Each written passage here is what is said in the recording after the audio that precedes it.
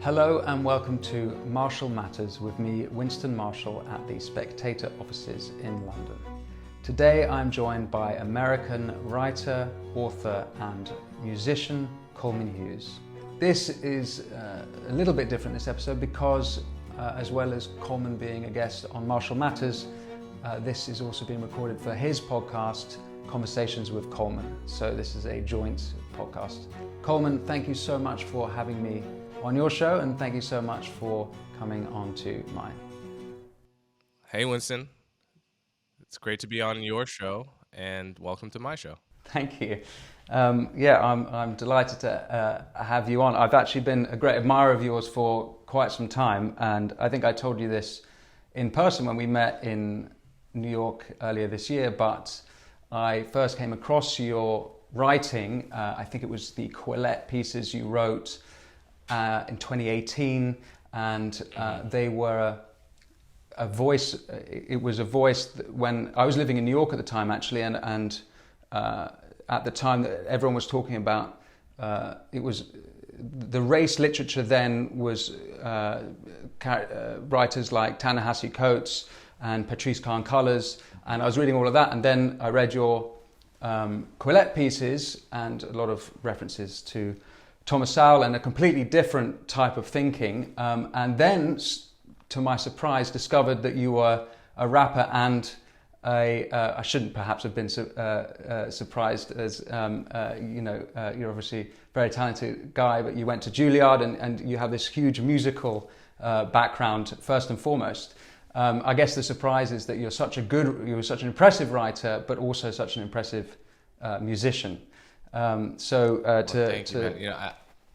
I might be inventing this memory, but around that time that you would have discovered my Quillette pieces, I think I remember someone showing me a picture of you with Jordan Peterson, and you at this point were known to the world as the lead guitarist and banjoist of Mumford & Sons.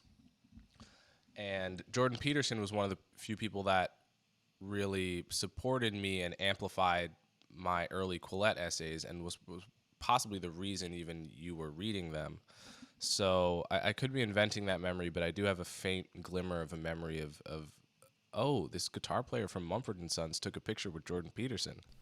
Yeah, that's right. Yeah, he came to our studio in mid 2018. We were making the record Delta, and we had lots of people in, and he was certainly someone that I discovered him through, I think, a Sam Harris podcast he did, and then he had this, there was one interview he did with Joe Rogan where he reconciled science and religion and metaphysics in a way that I'd never really heard before, and it really blew my mind. And actually making that record, he was really influential, particularly, or certainly on me, and push me. And he talks a lot about sort of the line between order and chaos, and from a musical point of view, there's so much to that in that you, and not just in the music itself, and that you need to leap into chaos to find the magic, but also in the songwriting process, you need to put yourself in that place that is chaotic, to even if it's internal chaos, to really say the most important things or write the most important songs to you. I know that sounds a bit grandiose, but it certainly had a big. His work had a big influence on me, and it wasn't a political influence for me. It was more philosophical and in that sense. Did you happen to see the Beatles documentary? The Get Back? Well, I haven't seen it. The 8 hours of rehearsal footage. No, the Peter Jackson. Yeah. I mean, it's pretty interesting from a songwriting perspective, and also interpersonal dynamics of a band. I'm curious what you would think as someone that was in an extremely productive, touring, famous band for, 10 years?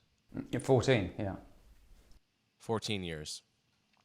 What you would have, I mean, you should just watch it, because there's clearly just a love affair between Paul and John the whole time, and a kind of sidelining and condescension towards George Harrison. But the net result of whatever their thing is just works out in the end. And it was very cool to get an inside look at a situation that you've probably been in a lot, sort of composing with a band. There's one aspect of being in a band that is both difficult, but I think also leads to a greater quality of work, is a sort of sense of competitiveness, or a sense of trying to impress each other. And if someone brings in a song, you want to do a better song. And I can imagine that being in football, in terms having like a Messi and a Ronaldo at the same time. I imagine they're perfectly friendly, but they want to, the success of the others makes them want to up their game and compete with them. So I difficult as that often is in a band, I think it makes for greater output in the long run. I think for my audience, we should give a little history of your involvement with Mumford & Sons and the reasons you chose to leave the band in, was it 2021? That's right. So in March 2021, which was in the middle of lockdown, I don't know what, 12, I tweeted about a book. Now, I'd been tweeting about books throughout my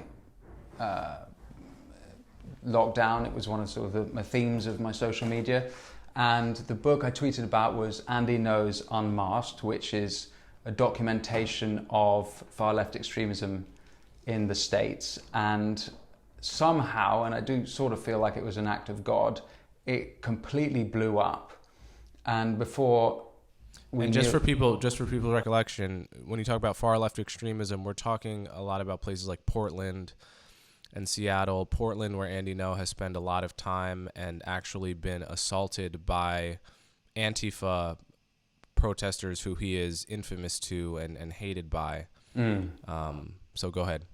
Yeah, so and as you to be more specific, it's not Antifa in history, it's not Antifa in 1930s London, it's not Antifa in 1960s Italy, it's Antifa specific today in America, and it's Portland, and it covers the BLM riots through 2020, and that book that tweet rather, kind of miraculously blew up.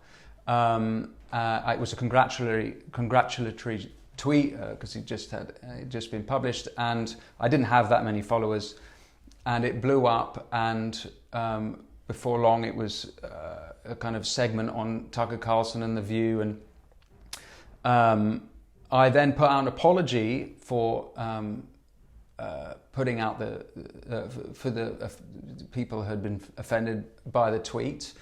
And after a few months of careful reflection, I decided that I hadn't anything to apologize for, except for pulling the rest of the band into this hot button issue, because Antifa and far left extremism, like trans stuff, like abortion stuff, is a very divisive issue. And I decided I want to just read the tweet for people too, so they have context. Congratulations at Mr. Andy Ngo. Finally had the time to read your important book. You're a brave man. And this is in a context where Andy had been very publicly beaten with scars all over his face, and I believe had to go to the hospital as a result of a beating that was started by Antifa. So to say he is brave is to say he's a journalist going into the line of fire of violent people who hate him and have beaten him to a pulp before. Well, quite, and in the period after my apology, and this I think was in April or May 2021, he was beaten again. And when that, he was in Portland, and there's video footage of that beating. And when I saw that, I decided I was right. He was a brave guy in reporting on that stuff. There's a lot of accusations thrown at him that he's far right, and I couldn't find any actual evidence of that. So I came to the conclusion that for me to stand by my apology would be to stand by a lie, and I didn't want to be part of that lie, but at the same time I didn't feel like it was fair on the band for them to suffer, and they would have suffered. For example, I was due to DJ at a festival, and I'd been pulled from that festival because someone else on the bill that they'd hoped to book had publicly criticised me and called me a fascist. And radio stations threatened to pull the band. So there were real life repercussions for that opinion. So I came to the conclusion I couldn't stand by my apology, but at the same time, it wasn't fair on the rest of the band for them to suffer. And so my decision was to leave the band and stand by my convictions, my earlier convictions. Actually, what's curious for me about the story is this ties in with your song Blasphemy, because in your song Blasphemy, there's two parts to that. Firstly, it's that you have opinions that you have suffered for amongst your peers. I think one of the lines is you got booted from an event, or you lost friends for having certain opinions. That's not exactly the line, but it's something like that, right? And then the second half of the song is the taboo opinion that you, I suppose, the hill that you died on, which was reparations, or rather being against reparations being paid in America to the descendants of those who suffered under the slave trade, under slavery in America, rather. So for me, it's curious. You're curious to me because that's very similar, or it's certainly a lot of echoes of my experience. And I suppose I've got two questions for you, and that is it's the issues of reparations, but then also the real life experience of being ostracized for having the wrong opinion. Mm-hmm. Yeah, so I guess I'll take it in reverse order. My experience was definitely different than yours because you were in a famous band. I guess there's sort of three levels of cancellation. There's me having been a normal person and getting heat online for an opinion that people don't like, and that can be difficult, and it could even come with security issues, people making death threats and so forth.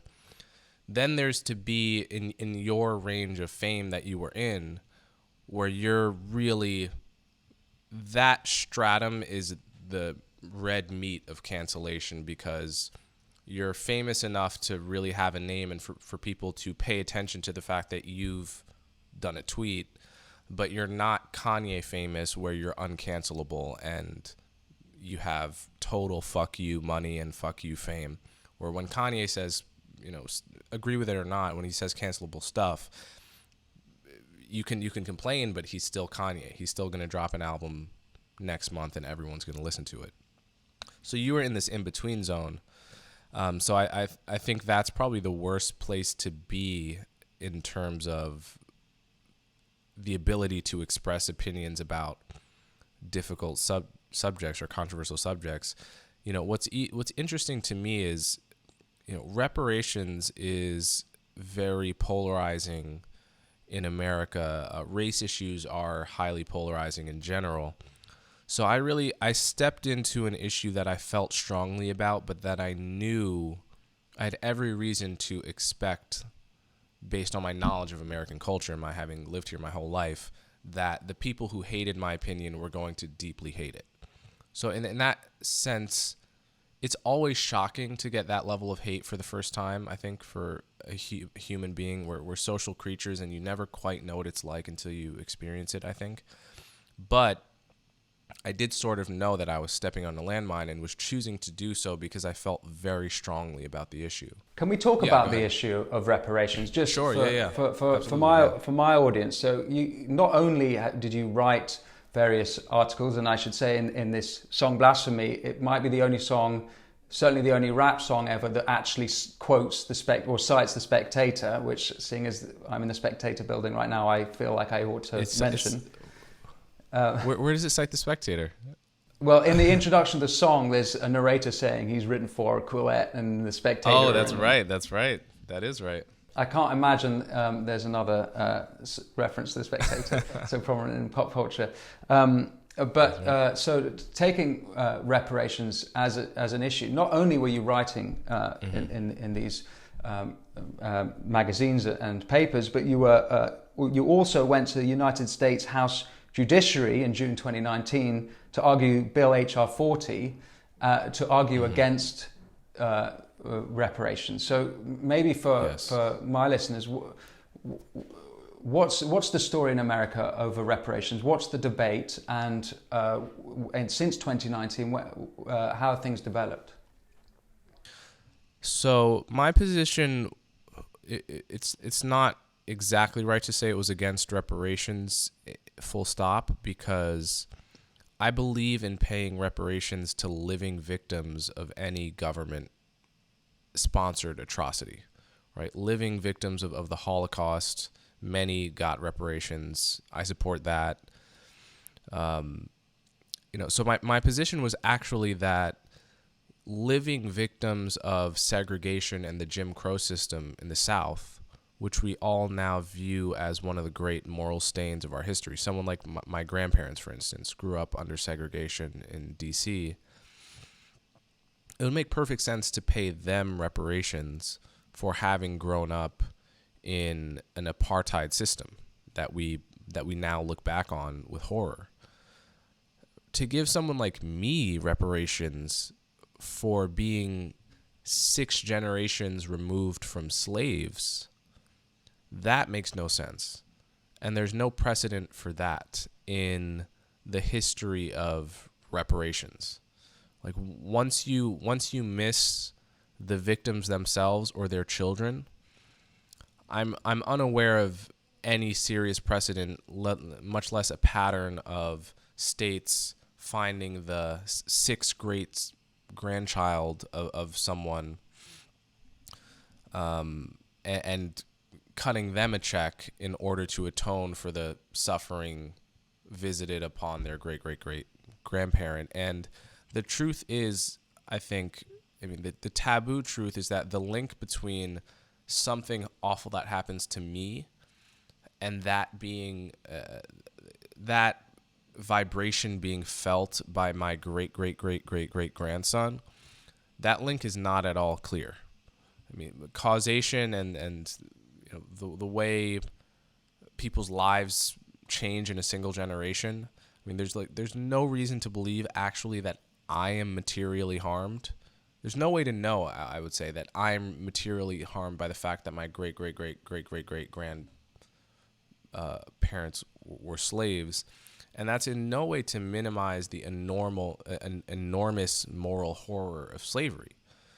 It's just to say, I don't think that most Black Americans are under the age of 40, under the age of 35 even. So that's the case I was really arguing against, and I guess go ahead. What's the if you were to strongman the position for reparations, how would you articulate that? Okay, well if I were to steelman the position in favor of reparations, I would say, well, in the first place, we've paid reparations many times before to many other groups, Japanese Americans, obviously Holocaust survivors, and the the this basically the sum of crimes against Black Americans from slavery and Jim Crow have created a circumstance where Black Americans, on the whole, are less wealthy than they would have been had they not experienced those government-sponsored crimes, essentially. So it is up to the government to restore Black Americans to where they would be but for slavery, but for Jim Crow, and reparations is the way to do that. So actually, where you would probably, it sounds like you'd agree, is that there are communities in America who are the descendants of slaves who remain, and those communities remain poor communities, where they are economically is partly because of their history. And so that's a problem that America needs to deal with, generally speaking. And I imagine you would agree that yes, whoever it is who's suffering left behind, there should be, perhaps, or maybe you wouldn't, but maybe there should be government action, but it shouldn't be in the form of reparations. So I actually would not agree with the first statement. So the problem of intergenerational poverty in America, I view as a very complicated and independent problem. I don't think that you can say slavery and Jim Crow are the reason why there are, X percent, maybe 20%, whatever the poverty rate is currently in the Black community, that's why it is. Every Black person who's poor is poor because of slavery and Jim Crow. I mean, I do not believe that at all. I think every single human being, every single American has a story of why they're situated where they are situated. That has a lot to do with themselves and their parents. Has a lot to do with the hands that their parents were dealt. But every story, I mean, just think of any friend that you have who has a rags to riches story, or something like the opposite, a kind of backsliding into the middle class story, and how complicated any given one of those stories is.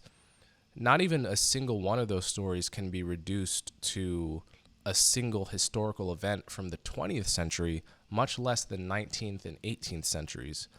So to say that Black people in America, poor Black people in the hood in America today, are there because of slavery and Jim Crow, that is a fashionable but completely simplistic. Sorry, BS that's not what I'm proposing, though. I'm saying that it's one of the reasons might be that historically they come from that horrible background. I'm not saying it's the only reason, but it might be one of let's say 100 reasons why. Oh, sure, yeah, no, I mean, totally, I would totally grant that. Yeah, I mean, I sort of with you. My grandmother was a Holocaust survivor, and the idea that I would get reparations for what her family went through, doesn't seem quite right to me. But I agree with you in that I think it was in the early 50s that Germany paid Israel reparations, and actually only last year, I think it was in March 2001, the Iraqi government initiated the Yazidi survivor law, where female and children survivors of the ISIS atrocities in northern Iraq were paid reparations, or are being paid reparations, as the framework for them to be paid reparations for the suffering. But that ties in with your argument very much, that they are the direct sufferers of, they are the victims themselves rather than the progeny of them. Yeah, an analogy I've made, I mean, as was true for the Japanese Americans who were interned in World War II, I would add. I've made an analogy before, which is that when you meet someone who say their parents had a really hard life. Their parents were from poverty and struggle, but they themselves grew up with privilege. There are people in that position that sometimes try to assume the struggle of their parents as their own identity, right? Like sort of try to claim the street cred of their parents when in fact they as an individual don't really have any.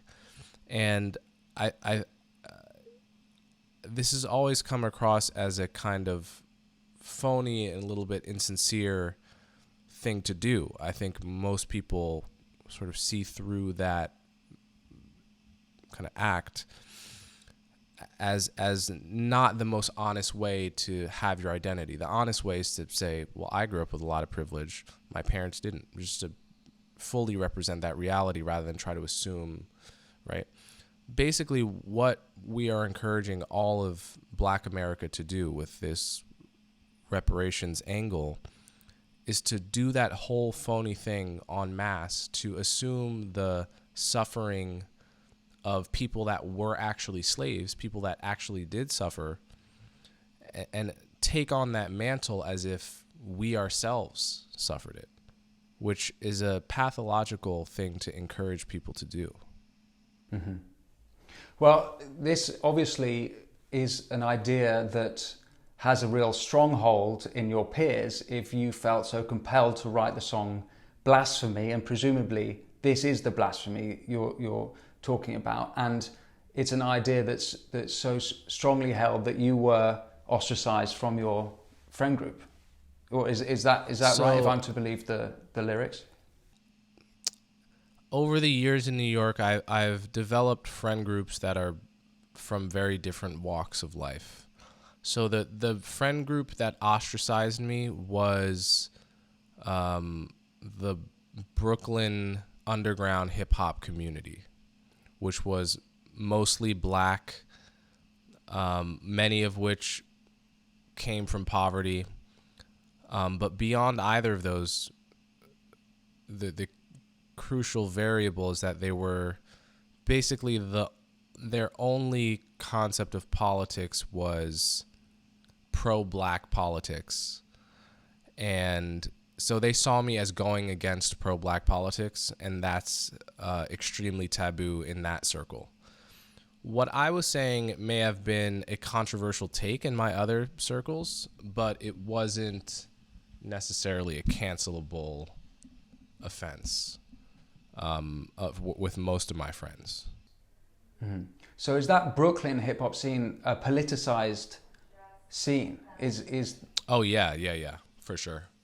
And so what does that the sort of the pro-Black politics that you describe? What is that? How would you describe it? I would say it is roughly the political valence of Black Lives Matter. I'm not sure that they necessarily would like the Black Lives Matter global network, but it's pretty much like graft your stereotype of the politics of BLM, of a strong BLM supporter. That's kind of the center of the spectrum of that scene. Right, and so have you then now making your music under Coleman? Have you had any other pushback, or have you found a new community in which to create with, or are you sort of creating alone from that? How is it now working in the music industry, seeing as you're so publicly against the tide politically? Yeah, so I make all my rap music alone, although I always have. What I used to do on the scene is kind of do shows together with other people. But I've always, by personality, liked to work alone, so that it hasn't been much of a sacrifice in terms of sort of recording with other people, because that's not ever something I did it sometimes, but not very often.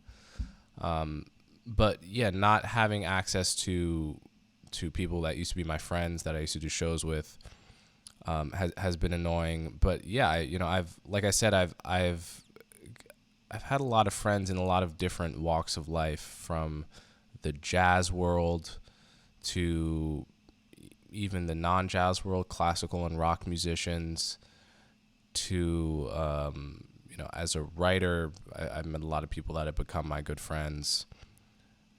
And so I had a lot of people to fall back on when I lost certain friends. I wasn't feeling lonely.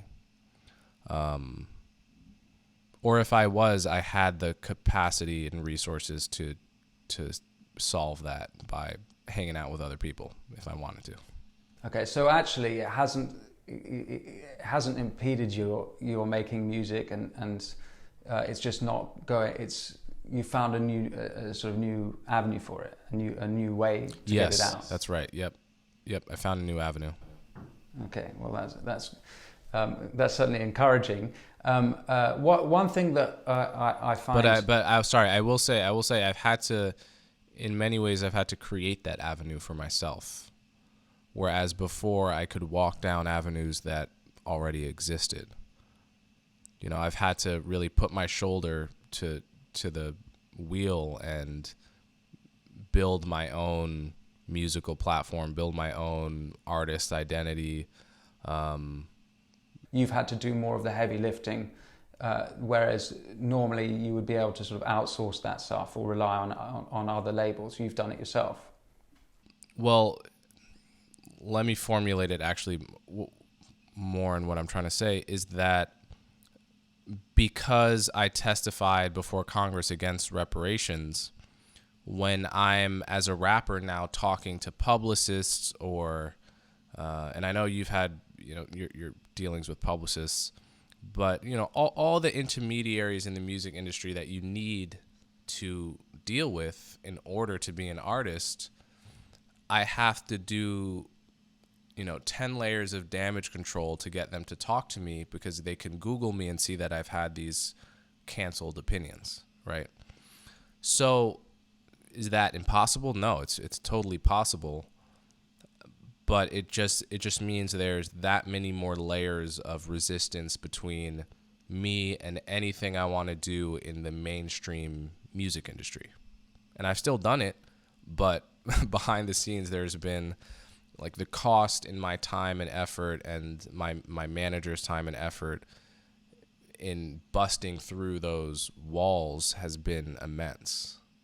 Yeah, I thought about that a lot, because I've had a similar experience in that even if the music industry is very small, and pretty much everyone knows each other, and even the people that I know are sympathetic or agree with me on certain things, they're almost all of them are at the mercy of their clients. So, for example, if you had a publicist or a manager, and then you went on their roster, they might be fine with it. They might not have a personal problem with your opinions and be happy to take you on.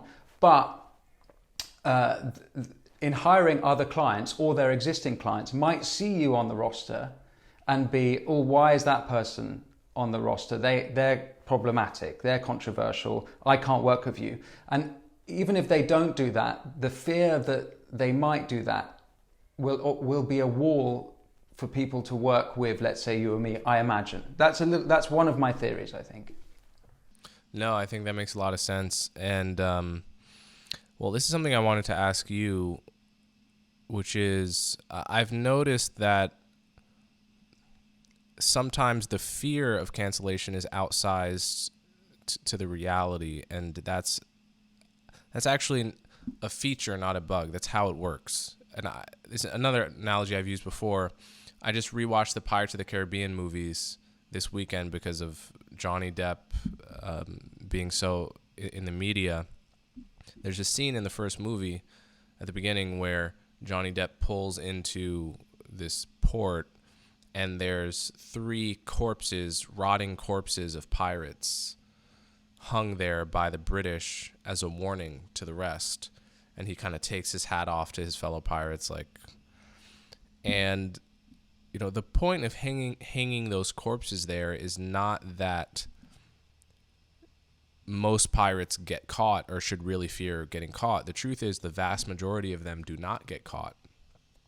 The point of hanging the minority that do get caught in a very visible location is to create an outsized sense of risk so that you feel you're much more likely to for these things to happen to you, and that's supposed to act as a widespread deterrent, right? So that basically is how this works. It's like, is the person that manages you really going to lose business? Well, in most cases, maybe not, but just the small visible examples of people getting canceled are like, they act like rotting corpses for the rest of the world to see and to run from, even if the likelihood of it happening is quite low.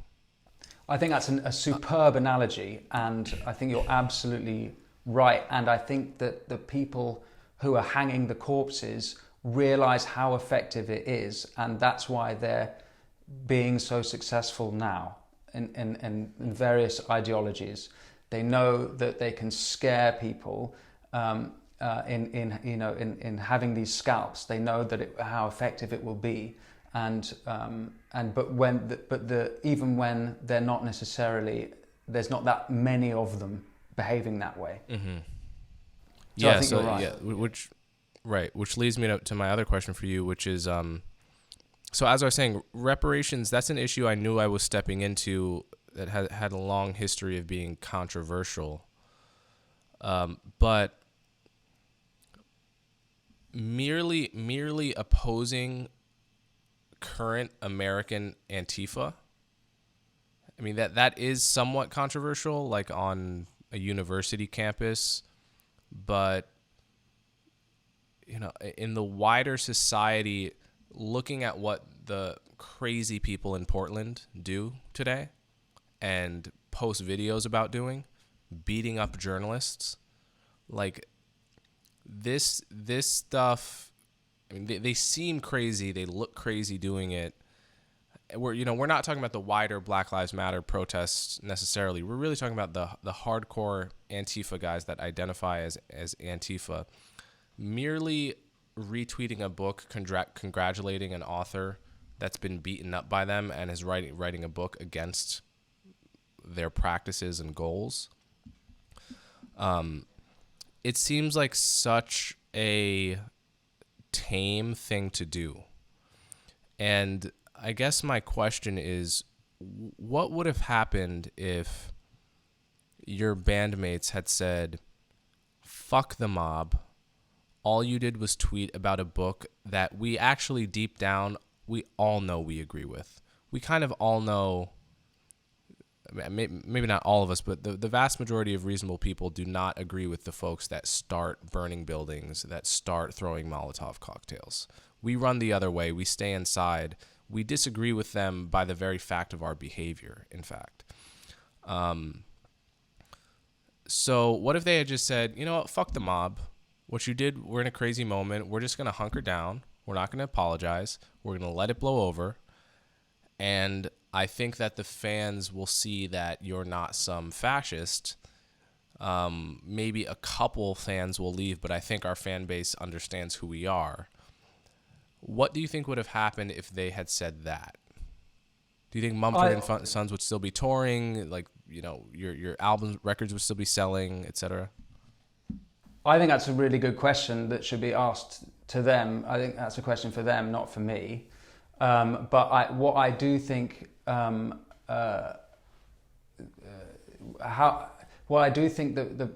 picture painted by that question is that, yes, okay, wider society agrees that it's bad to try and burn down federal buildings, but the people who are pro Antifa, or let's say pro the extreme progressives, or no, I'll phrase it differently.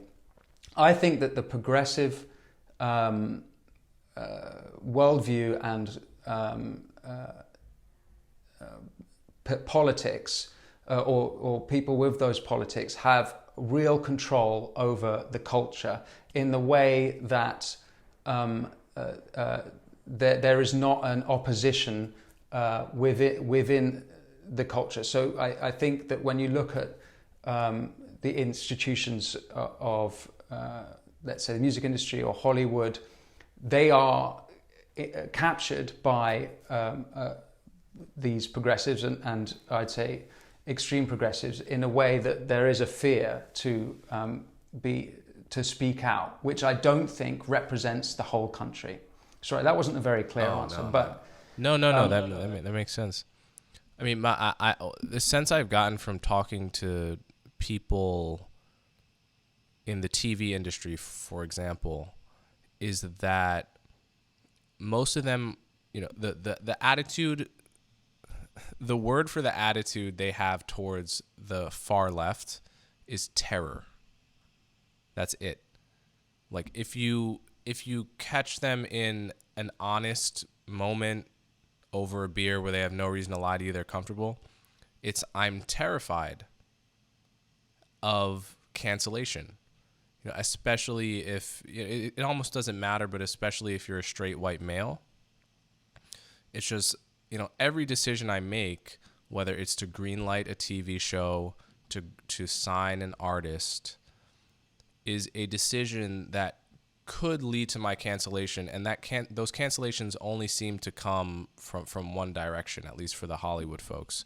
Very few of them are being, you know, canceled for platforming communists or something like that, or certainly no one's being cancelled for platforming communist. Although, as a side note, I would say that I've certainly seen conservatives and right wingers happy to cancel almost as readily as progressives. Oh, sure. And I saw this particularly when I apologized for reading that book. Then a whole a horde of right-wingers saying, now I hope you get cancelled. So actually, I do think that the conservatives, a vast amount of large groups of conservatives are not anti-cancel culture. They're just anti themselves or the people who agree with them being cancelled. But yes, perhaps that's a really important distinction to make. They're not anti-cancel culture in principle. Many of them, the nasty online ones, especially, they don't like the fact that the culture is more controlled by the left, and therefore they're not really able to cancel people to the extent the left is able to cancel people, because they control most of the culturally powerful institutions. Yeah, but then as to examples of people, let's say you mentioned people working in TV who are nervous to greenlight whatever show it is, or I think that they are right to be scared. Now, the difference in my position is that, you know, I've made money and I'm a big boy. I'll be all right. But if you don't have a huge amount of savings and you've got a mortgage and you've got to support a family, the idea of actually losing all that and the world in which you support that needs the income and your job, it's not just losing a job. You lose a lot, and so it's totally understandable why such people would be nervous or scared. Totally, yeah. I never want to imply or certainly ever call anyone a coward for not speaking out, because everyone is differently placed to deal with the consequences of speaking out. You might have a family, you might have no safety net, and so, you know, a lot of people that want to speak out against an absurd restriction on common sense arguments and ideas will end up listening to podcasts like mine or yours and supporting them as a way of doing their part when they can't actually afford to say what they think at their job or worse, among their friends. That's the scariest part, is if you can't say what your thoughts are around the people that you're choosing to be around because you like each other so much. That's what friends are. It's like if you can't talk to them, then we're sort of doomed. I remember as well issuing my apology, a lot of political pundits saying, never apologize, you shouldn't have apologized. And I got a bit annoyed at that because I wanted to say, you don't fucking know what pressure I'm under here. And I've recently seen, interestingly, there's an English singer called Sam Fender who's in his mid-20s. And he's from Newcastle. He's a young Geordie lad. He's playing arenas here. He makes great music. It's kind of Springsteen-y. And last week, he was photographed in the pub with Johnny Depp and Jeff Beck in Newcastle because Johnny Depp's on a tour of the UK as, I guess, a celebration tour. He posted on Instagram with a couple of heroes in the pub, something like that. And a couple of days later, issued an apology. I'm so sorry for calling him a hero, essentially throwing Depp under the bus. And now, although I think that's a bit, it strikes me as a bit unfair on Depp in that scenario, at the same time, I don't know what pressure Fender is under behind the scenes. And so I wouldn't criticize him necessarily, or I accept the fact that I don't know the whole story. But when you're talking about this apologizing thing, yeah, I've encountered this never apologize idea, mostly from the right, which I also think it's wrong. I think the right attitude is to apologize if and only if you actually feel, if and only if your considered self thinks you did something wrong. Like the part of yourself that reflects and has time to think, if that part of you believes you've done something wrong, that is exactly when you should apologize, if you have the freedom to act in a principled way. If you're thinking about, your business tanking and you just have to make practical calculations, that's another matter.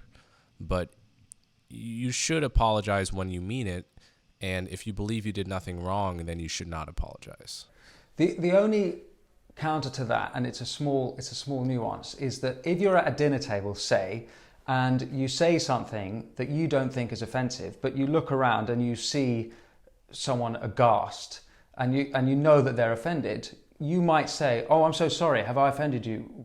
Tell me, what have I said?" You would start by apologizing. "I'm so sorry. I didn't mean to offend you. What's offensive?" So there is, unfortunately, when you get into sort of tweeting things, where tweeting it might be a similar response to that. "Oh, I'm sorry. I didn't mean to offend you.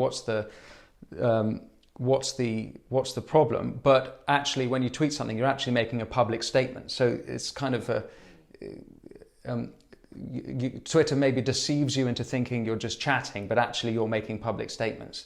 But that's a specific, a little nuance to it. Yeah, no, I agree with that. I think,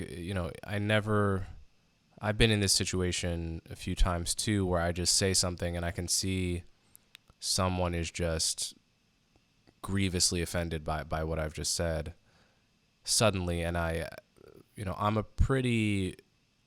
not a very confrontational person in those situations. Like I feel no need to get to the bottom of it at dinner.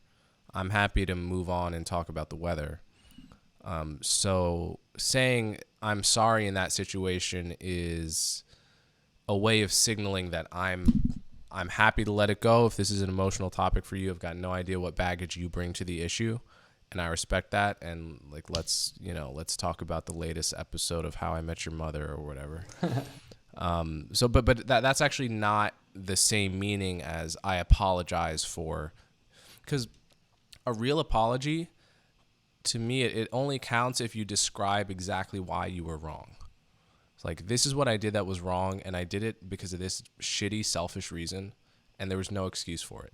That's a full apology. It's like a description of what you did wrong, why you did it, and why why there's no excuse for it, and why it's nobody's fault but your own. That's really a full-throated apology. A quick "I'm sorry" can just be a way of signaling that I'm happy to move on to a more congenial topic. Yeah. No, I agree with that. One thing that I think makes you stand out, particularly amongst the counterculture, so to speak, is that, or it seems to me that the counterculture doesn't have much of a culture, and it's rather just a lot of criticisms of the excesses of progressive thought, and the progressive culture, as we've discussed already, dominates in Hollywood, music, perhaps TV, Netflix.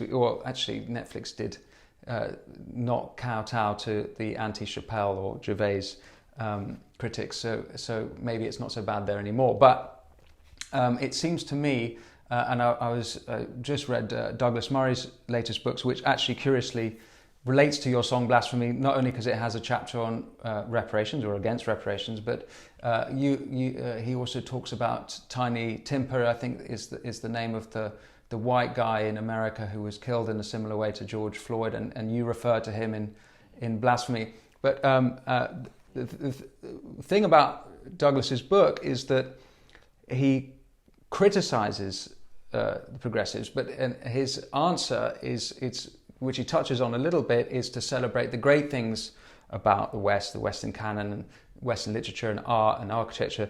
But it's only a small part of the book. And where you're different is that you are actually creating a culture.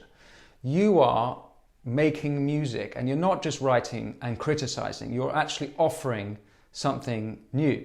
And it struck me, there's a guy called Andrew Doyle. I'm not sure if you're familiar with this guy, but he's the funny guy that does the parody character, right? He's the man behind Titania McGrath, which is the sort of I've met him, actually. Spoof. You've met him. And he is a very prolific writer. He's written a book on free speech. I interviewed him on this podcast, on my podcast, and he has a show called Free Speech Nation. He writes regularly, and I bumped into him the other day, curiously, on holiday, and I learned that he was a playwright first and foremost. And he asked me the question. Well, firstly, I was like, how did I not know he was a playwright? And because he's so consumed by, criticizing or commentating on the culture wars or politics. And it never occurred to me that I never knew that he was a playwright. And he asked me that, Winston, you said something like you're commentating on this stuff, you're writing, you're criticizing politics, but what art are you making? And what do you really want to be doing? And it's a great question, because there's so much energy going into criticizing the progressive excesses, let's say, or the other side.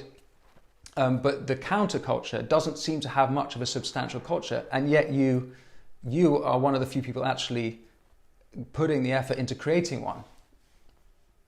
Yeah, I remember one time I was at a museum many years ago reading the descriptions of every piece of artwork, and these were new commissioned pieces of art at some museum in New York, and almost every description of the new piece would include the language and philosophy of intersectional feminism in some way. The philosophy of intersectionality or critical race theory, and words like anti-capitalist would get thrown around. In other words, the justification for the art, there was a philosophy behind that art, and it was all the same philosophy. It was all one I was familiar with from the halls of Columbia University in Barnard, where I was a student. And I thought to myself, well, isn't it strange that all of the art in this museum has the same philosophy? It's like, shouldn't you expect that there would just be one painting that was a pro-capitalist painting or something like that? Like, even one artist that just kind of had the opposite philosophy and did a doodle, at least. And I started thinking about that, and this gets to exactly what you're talking about. The question is sort of, where is the conservative art? Where is the conservative music?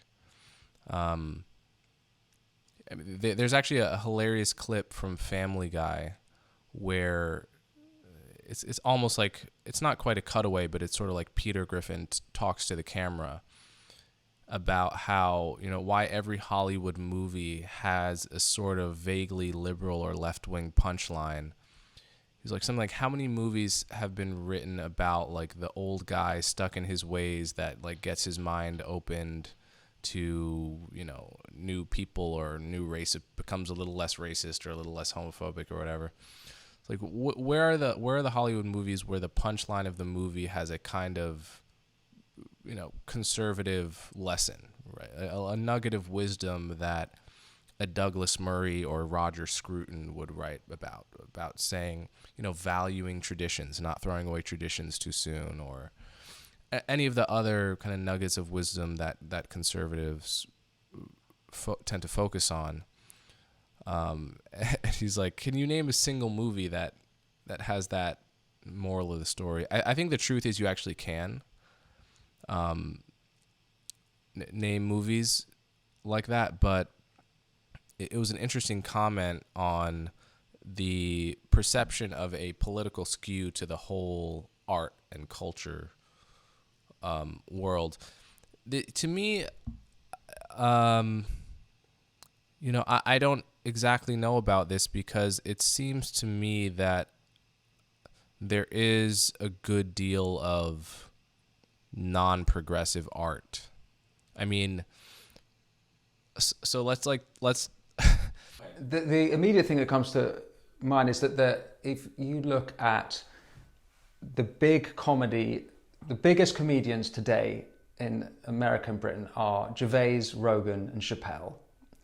And the biggest shows are, or two of the biggest shows are South Park and Family Guy. Now, it's not to say that any of those are conservative. In fact, you can say definitely Chappelle is not conservative.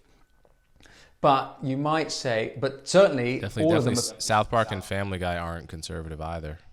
Sure, Definitely. but they're certainly, they ridicule progressivism, and so conservatives would enjoy and do enjoy those shows and those stand-ups. So it's weird to think of any art as being conservative art or even progressive art specifically, although that does exist. And like there are bands that are explicitly communist that have communist messaging, so you can have that does sort of exist, but lower down, apart from those big stars, there isn't a kind of or if there is, it's people are very quiet about their politics if they're also creating art beneath those behemoth artists. Yeah, and I think sometimes the contradictions are so huge and in front of us that we never talk about it. So, for example, progressives would see themselves as broadly supportive of hip hop as a black art form. Kendrick Lamar got the Pulitzer Prize, which I think well deserved. I think his new album is genius and he's incredible.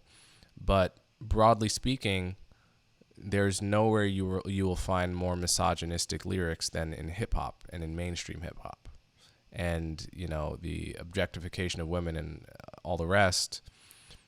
But the same progressives that are absolutely staunch on anything relating to respecting women will never say a word, almost never say a word about the just like constant hose of bitch, hoe, slut in every third rap song. And I've always found that to be kind of hilarious. I always thought it was really interesting to watch girls that went to Barnard and used they pronouns and didn't read one fake article about the wage gap and couldn't stop telling you about it. but then would then go to a rap concert in New York and listen to Trippie Redd call her a slut all night and be like, this is great and totally not a contradiction. There's a curiously in hip hop culture, in American hip hop culture, there's a history of celebrating rags to riches and celebrating wealth and money and glamour. And you know, it doesn't take much to think of a hip hop video with a bouncing car and jewelry and a bouncing ass.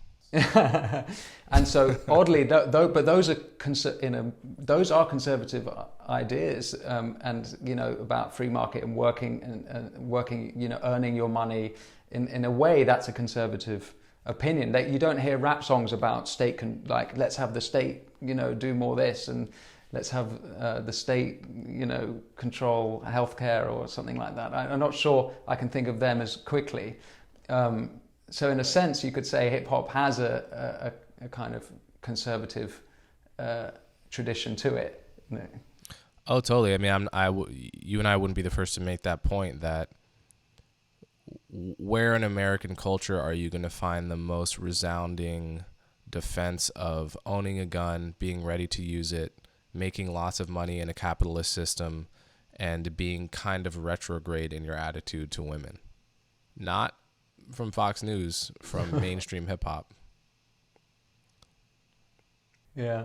Can I ask you about your book? I understand that you're writing, and that when we last spoke, you told me that it's called Racialized. I'm not sure how much you've gone public with it, but we can obviously cut this if you haven't, if it's not time to talk about it. Yeah, it may not be time to talk about the title. You can talk about the content, I guess, because the title is something that can be reworked and negotiated with the powers that be. But yeah, I mean, basically, I'm trying to write a defense of the concept of colorblindness. Colorblindness is a dirty word now. If you Google colorblindness, race, Google those two words so that you don't get articles about, you know, like people that can't see colors, literally, you know, lack cones and rods in their eyes.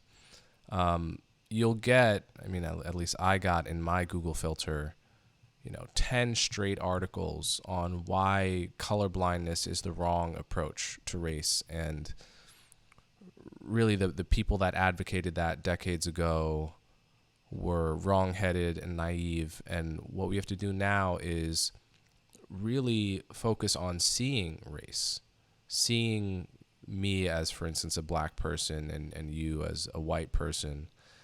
And the way to a healthy equilibrium on race is to crank up the dial on our racial identities and how much we care about what race we are.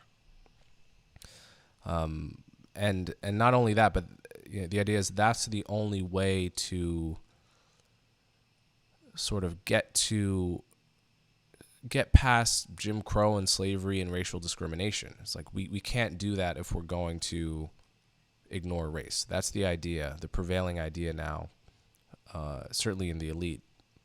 And that also comes with a whole package of race-based laws like, you know, affirmative action and COVID racial preferences and all the rest, you know, diversity and inclusion, hiring. So I'm trying to write a book that just makes the full case for colorblindness, that we need a national reset on race where we say, look, horrible things have been done in the past. Nobody's denying that. But the way to fix that is not to double and triple down on uses of race in the other direction, right? That's not the way out. An eye for an eye, as the saying goes, makes the whole world blind. So I'm trying to argue that we just need a national reset where we recommit to the principle of race is meaningless. Like skin color is an absurd way to an absurd variable to form your identity around. It's an absurd reason to ever feel divided from anyone else. It's absolutely stupid and meaningless. And all of the quotes and sentiments that have now become cliche from Martin Luther King and the civil rights movement, they are cliche precisely because they are so true. And we risk sort of repeating those mantras and cliches to the point where we actually don't hear them anymore, and don't use them as our guiding lights in our public policy and in our relationships with other people. Yeah, it's so palpable for any English person to go to America, and it's always sort of been like this, even before the escalation in the culture wars, I guess, from 2015. But in America, it's so people are defined by their race, even if it's not, it's talked about so much more than in Britain, where until recently, again, and certainly since George Floyd, before that, race was, it wasn't such a spoken about thing, and the racialization of Britain is, or to see everything through the lens of race seems so regressive, and it's been quite shocking to see us adopt those what I see as a kind of American mindset. Okay, it slightly irks me when people say that, only because, especially people from European countries, where you've had a history where your ethnic groups and ethnic divisions have been purposely bounded by borders, and slaves and colonies were kept overseas. You know, for where in America, the challenge we faced was that when slavery ended, the slaves were living right next to the masters. You know, that was a challenge that was never faced by European countries, which kept their colonies hundreds or thousands of miles away. And so it was a different challenge to begin with. And it was, you know, the difference in the American identity is that it was never supposed to be an ethnic identity. So are you hopeful that America can find or can get to a place of colourblindness? Do you think it's possible in a nation of so many different groups, of so many different religions and different beliefs, that they can be united under those liberal Enlightenment ideas on which it was founded? So it will never fully win. I don't expect my principles to ever fully win out. What I do think is possible is for us to do much better than we've been doing. And for a critical mass among people with power, people in the elite, who, let's face it, are more the ones that are going to be reading a book of this sort to begin with, and who are more of the ones that are creating this problem, right? Like this problem of woke race obsession is overwhelmingly an elite problem. Mostly what working class people expect when they come to America is a facially race neutral system in which they can work their ass off. That's what people don't, Asian Americans aren't expecting to come to a country where they're going to get Asian American benefits, right? They're expecting to come to a country that hopefully will not discriminate against them or hold them down, and will give them a chance to come to live the American dream. And that's been the expectation for hundreds of years in this country, is I'm going to go to a place where I won't be persecuted, that has a legal system in place that will treat me as an individual, and I will be able to fight my way in this system, right? But what I would hope is that a critical mass of people in power will be able to say no to race obsession and to say yes to Enlightenment ideals. and procedural fairness and treating people as an individual rather than a member of their racial group.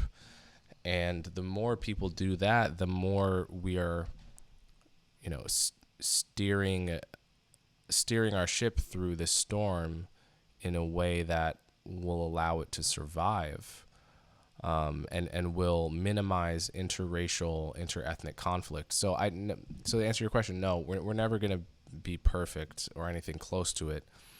But I view what I'm advocating for as someone who's akin to someone who's advocating for peace rather than violence, right? Like, you never actually expect to zero out the violence, but at the very least, you want to know that you're going in the right direction, right?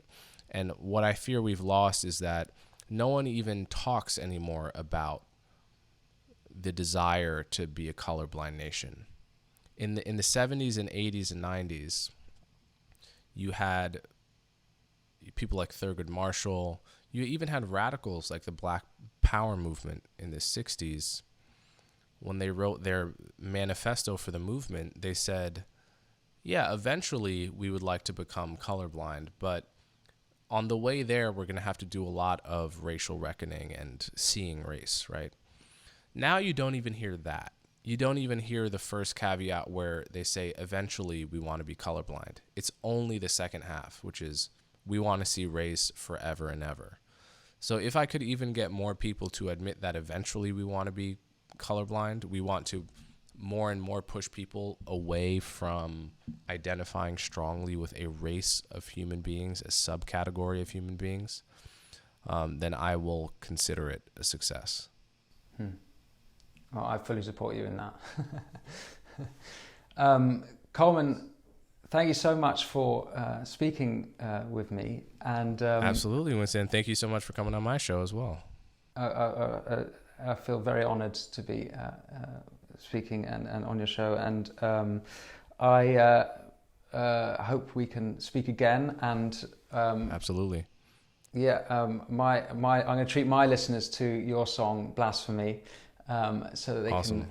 can hear your artwork and your music rather. And yeah, it's been a pleasure. Amazing. But before you go, can you tell my podcast listeners how to listen to your podcast? Absolutely.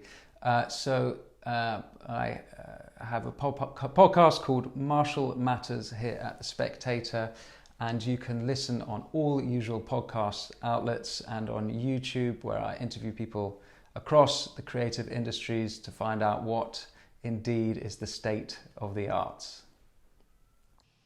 Awesome. Thanks, Winston. Thanks, Coleman.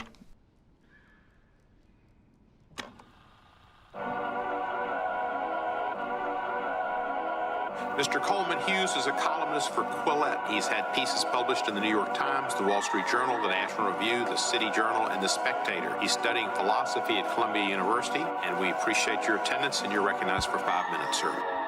Back with the pen, took a sabbatical, at it again. Look at my attitude after they call me a Tom and Ray call me a coon. It's a 10, bitch, it's a 10. Don't tell me who to offend, losing a few of my friends. Yeah, I've been booted from public events, and it was all over something I said, cause it was blasphemy. Never was lacking audacity, point to a flaw in a fallacy, right on a different mentality, committing that blasphemy.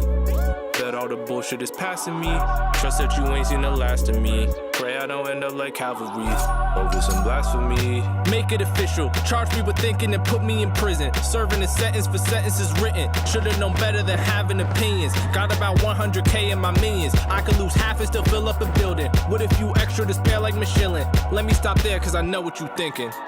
You just saying shit for white people, nigga, you ain't hanging with the right people, bro. I bet they keep you on a tight leash before they bring you out so you can fight people. Let me school you like Boy Q with the bucket hat. Drop your fucking Uncle Ruckus act. Stop forgetting that you fucking black, cause the pigs won't when your hands up and the pistols at your fucking back.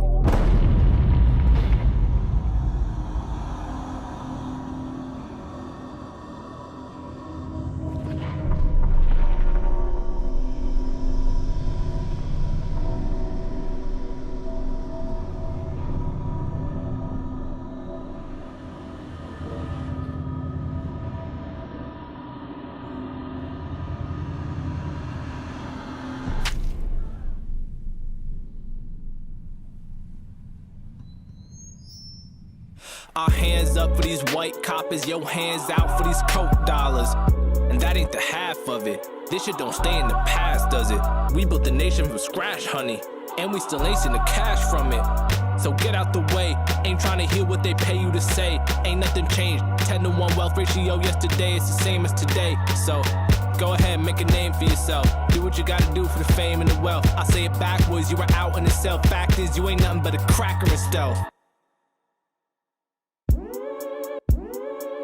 Slavery, slavery, slavery. You dwell on the past, but letting it go, that requires more bravery. And last time I checked, they all in the grave or they in Mauritania. I pass on the check for my lowest fee, Uncle Sam couldn't pay for me.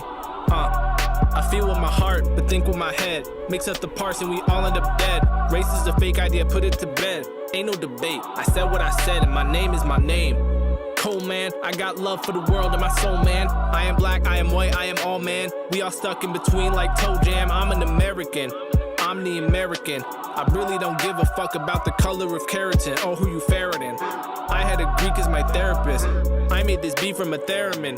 That ain't the shit I inherited from the culture that me and my parents live. And it's still gas like sarin is, so I'm a little bit avuncular. I can nibble on these nuts, you heard? I'm unapologetically from the burbs, but like Apostle Paul, I bring the word. I'm in the business of brute facts, you see. I'm in the business of new blasphemies. I've taken bullets for 2 magazines, and backhanded shots at me like Agassi. Chill, chill, chill, chill. He was presumptive, but he still has a right to speak. Like I need your permission. All of you tripping, all of you blinded by colorful vision. All of the stories you tell are too simple. Y'all heard of Floyd, but y'all ain't heard of Temper. I don't fear getting shot by a cop. I feel my mind getting brainwashed by a mob. I feel right getting made from a couple wrongs. I feel what I call truth, y'all gonna call blasphemy. Never was lacking audacity. Point to a flaw in the fallacy.